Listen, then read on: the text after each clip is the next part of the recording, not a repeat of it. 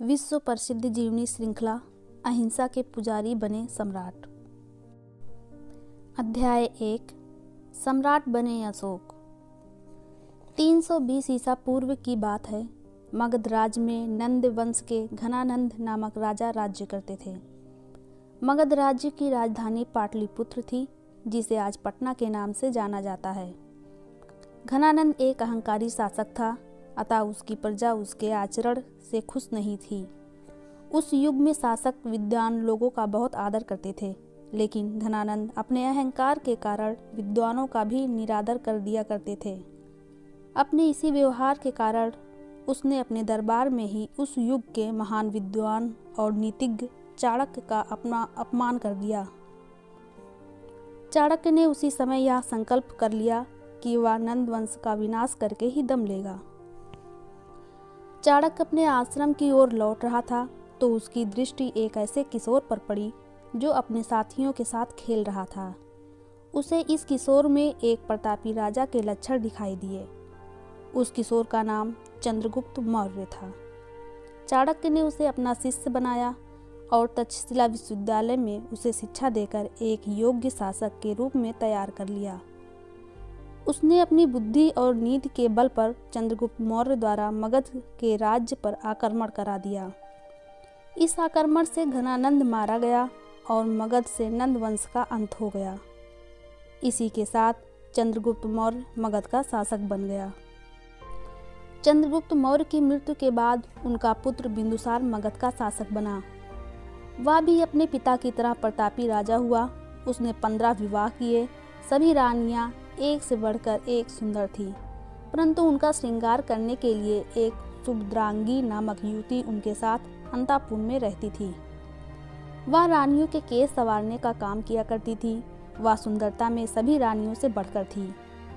वह चंपानगर के एक ब्राह्मण की कन्या थी। जब वह चंपानगर में अपने माँ बाप के साथ रहती थी तो वहाँ एक दिन एक विद्वान भविष्यवक्ता आया। उसने जैसे ही उस कन्या के चेहरे को देखा तो वह आश्चर्यचकित रह गया। उसने कन्या से अपनी हस्तरेखाएं दिखाने के लिए कहा। जैसे ही उसने भविष्यवक्ता के सामने अपना हाथ रखा तो वह भविष्यवक्ता गहरे सोच में पड़ गया और कुछ देर तक मौन स्थिति में बैठा रहा।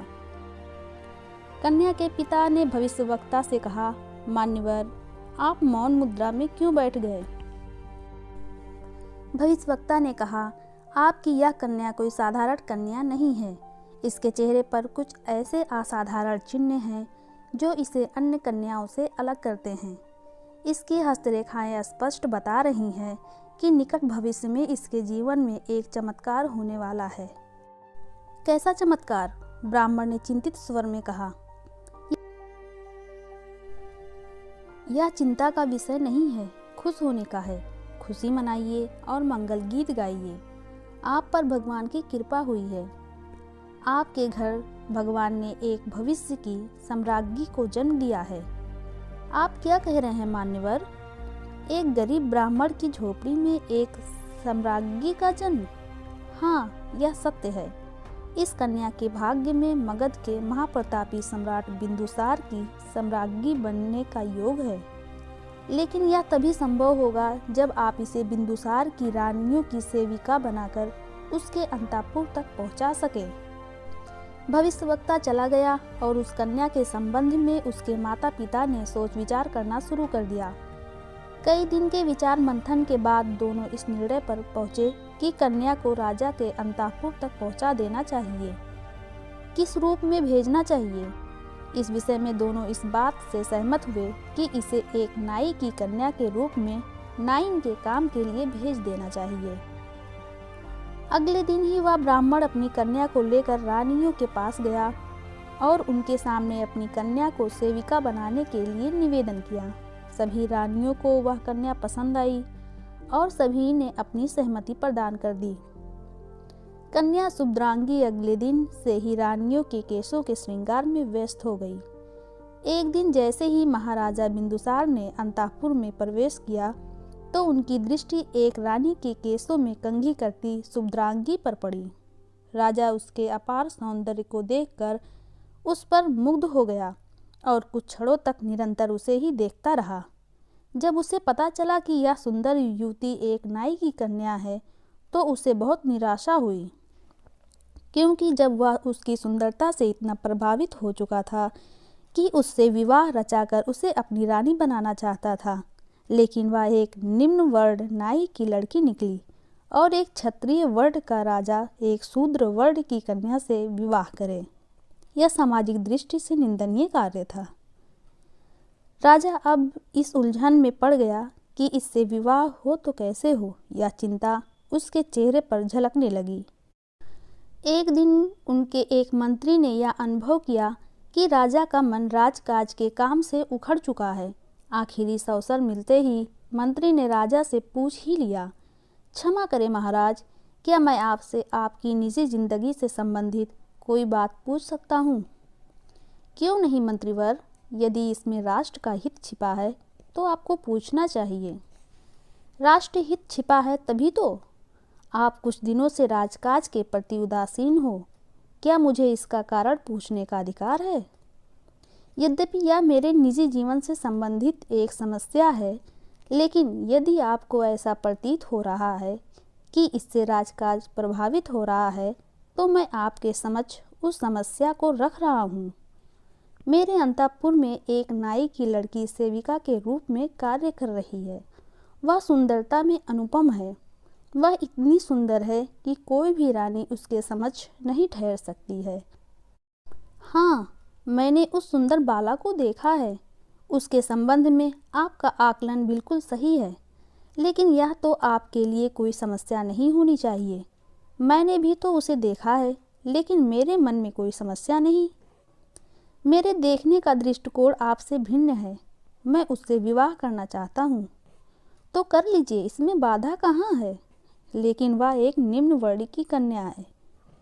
मुझे नहीं लगता कि वह निम्न वर्ण की है। उसके हाव भाव ऐसे हैं मानो वह उच्च वर्ण से संबंधित हो। उसके अंदर हीनता की भावना नहीं है। लेकिन मुझे बताया गया है कि वह नाई की कन्या है। उसके हाव भाव निम्न वर्ण के इसलिए नहीं लगते क्योंकि वह रानियों के मध्य रह रही है। एक निम्न वर्ण के व्यक्ति को कैसे भी उच्च वातावरण में छोड़ दीजिए, कभी न कभी हीनता के मूल भाव उसके चेहरे पर अवश्य झलकने लगते हैं। फिर भी यदि आपको मेरे आकलन पर संदेह है तो 2 दिन बाद मैं आपको इस युवती की सच्चाई बता दूंगा। तब तक आप सामान्य अवस्था में राजकाज के काम में लगे रहें।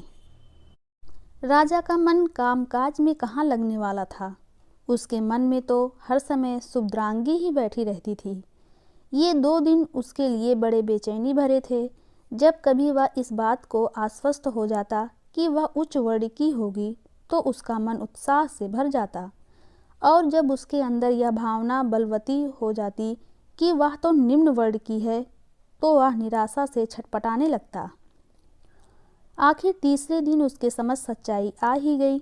मंत्री ने बताया, महाराज, शुभद्रांगी एक ब्राह्मण कन्या है और इसके संबंध में एक ज्योतिषाचार्य ने भविष्यवाणी की हुई है कि यह मगध की सम्राज्ञी बनेगी और 2 पुत्रों को जन्म देगी। एक पुत्र चक्रवर्ती सम्राट बनेगा और दूसरा संन्यास के रास्ते पर चलेगा। राजा के मन में हर्ष का सागर हिलोरे लेने लगा। उसके तुरंत शुभद्रांगी से विवाह रचा लिया। यह उसकी 16वीं रानी बनी। इस रानी से 2 पुत्र प्राप्त हुए, अशोक और तिष्य विताशोक। इन दोनों पुत्रों को मिलाकर बिंदुसार के 101 पुत्र हुए। बिंदुसार ने इन सब पुत्रों में केवल अशोक ही सर्वाधिक योग्य और बलशाली था, लेकिन बिंदुसार उसे स्नेह की दृष्टि से नहीं देखता था। उसका स्नेह एक अन्य रानी के बड़े पुत्र सुरसाम पर था। यह सुरसाम अपने सब भाइयों में बड़ा था, अतः बिंदुसार उसे ही अपना उत्तराधिकारी बनाना चाहता था। लेकिन उसे भय था कि अशोक इतना नीतिज्ञ और पराक्रमी है कि वह स्वयं ही उत्तराधिकारी बनना चाहेगा, और यदि विधिवत न बनाया गया तो छल बल से स्वयं ही बन बैठेगा। एक दिन बिंदुसार चिंतन मुद्रा में बैठा हुआ था। तभी वहाँ एक पिंगलवत्स नामक साधु ने प्रवेश किया। बिंदुसार ने उसका स्वागत करते हुए उचित आसन पर बैठाया। तुरंत साधु ने उनसे प्रश्न किया, महाराज, कुछ दिनों से आप मुझे चिंतित से दिखाई दे रहे हो। एक महाबलशाली पराक्रमी राजा को किस समस्या ने परेशान किया हुआ है? राजा ने कहा, महात्मन, आप मेरे सब पुत्रों को जानते हैं। सभी की योग्यता आपसे छिपी हुई नहीं है। क्या आप बता सकते हैं कि मेरे बाद मगध के राज्य का सम्राट कौन बनेगा? साधु इस प्रश्न का उत्तर देने के लिए संकोच में पड़ गया। वह जानता था कि राजकुमार अशोक ही मगध का भावी सम्राट है, लेकिन वह सच्चाई को राजा के समक्ष नहीं रख सकता था, क्योंकि उसे पता था कि राजा राजकुमार अशोक से घृणा करता है, और यदि राजा के समक्ष वास्तविकता खोल कर रख दी गई तो राजा क्रुद्ध हो जाएगा और वह राजा के कोप का शिकार हो जाएगा। उसने सोचा कि वह उनके बड़े पुत्र सुरसाम को ही भावी सम्राट बताकर अपना पीछा छुड़ा ले, लेकिन वहाँ अशोक की माँ सुभद्रांगी भी बैठी हुई थी।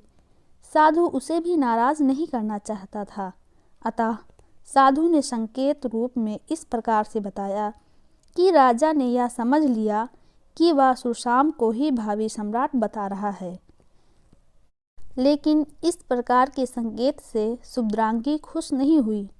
उसने अगले दिन गोपनीय रूप से उस साधु को बुलाया और उससे वही प्रश्न दोहराया। साधु ने स्पष्ट बता दिया कि अशोक ही सर्वशक्तिमान है, अतः वही सम्राट होगा। सुरसाम पराक्रमी तो था ही, लेकिन उदंड और अहंकारी भी था। राज्य के मंत्रियों के साथ उसका व्यवहार ठीक नहीं था। उधर अपमान भी करता रहता था। एक दिन खल्लाहक नामक एक मंत्री उधर से गुजर रहा था। रास्ते में राजकुमार सुरसाम अपने साथियों के साथ खेल रहा था। जैसे ही मंत्री उसके पास से निकला कि उसने खेल का एक उपकरण मंत्री के मस्तक पर मार दिया।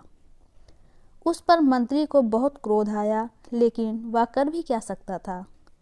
उसने मन ही मन सोचा कि आज तो यह राजकुमार है जिसके हाथ में कोई अधिकार नहीं है, लेकिन जब यह सम्राट बनेगा तो मंत्रियों के ऊपर शस्त्र फेंकने लगेगा। उसने निर्णय लिया कि इसे सम्राट नहीं बनने देना है। उसने सभी मंत्रियों को इसके लिए सहमत कर लिया। सभी मंत्री इस बात के लिए भी सहमत हो गए कि राजकुमार अशोक को बिंदुसार का उत्तराधिकारी नियुक्त करेंगे। सभी मंत्री इस योजना में कार्य करने लग गए।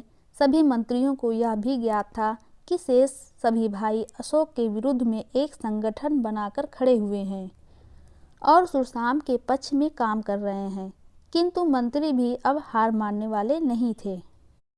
अशोक अब सशक्त शरीर वाला एक बलशाली योद्धा बन चुका था। उसने सभी युद्ध कौशल सीख लिए थे। तभी तक्षशिला में राजविद्रोह हो गया। वह इतने बड़े स्तर पर हुआ कि बिंदुसार को अपनी सत्ता ही खतरे में दिखाई देने लगी। वह जानते थे कि इस विद्रोह का दमन केवल अशोक ही कर सकते हैं। उन्होंने इस कार्य के लिए अशोक को भेज दिया। अशोक के कुशल नेतृत्व ने अल्प समय में ही विद्रोह का दमन कर दिया, लेकिन मंत्रियों की इच्छा थी कि इस राजद्रोह को दबाने के लिए यदि सुरसाम को भेजा जाता तो यह उसके पक्ष में होता, क्योंकि वह युद्ध कला में इतना निपुण नहीं था कि विद्रोहियों को परास्त कर देता। इसके विपरीत वह स्वयं ही विद्रोहियों के हाथों मारा जाता और अशोक का उत्तराधिकारी बनना लगभग तय हो जाता। मंत्री भाग्यशाली निकले। उन्हें अधिक प्रतीक्षा नहीं करनी पड़ी कि तक्षशिला में पुनः विद्रोह भड़क गया। बिंदुसार उसके दमन के लिए फिर अशोक को ही भेजना चाहते थे, लेकिन मंत्रियों ने अपनी कूटनीति के चक्र में बिंदुसार को उलझा लिया और विद्रोह के दमन के लिए सुरसाम को भेजने के लिए सहमत कर लिया। सुरसाम विद्रोह का दमन कर ही रहा था कि इस बीच बिंदुसार का निधन हो गया। मंत्रीगण इस अवसर को चूकने वाले नहीं थे। राधागुप्त नामक प्रधानमंत्री ने अशोक को तुरंत सिंहासन पर बैठा दिया।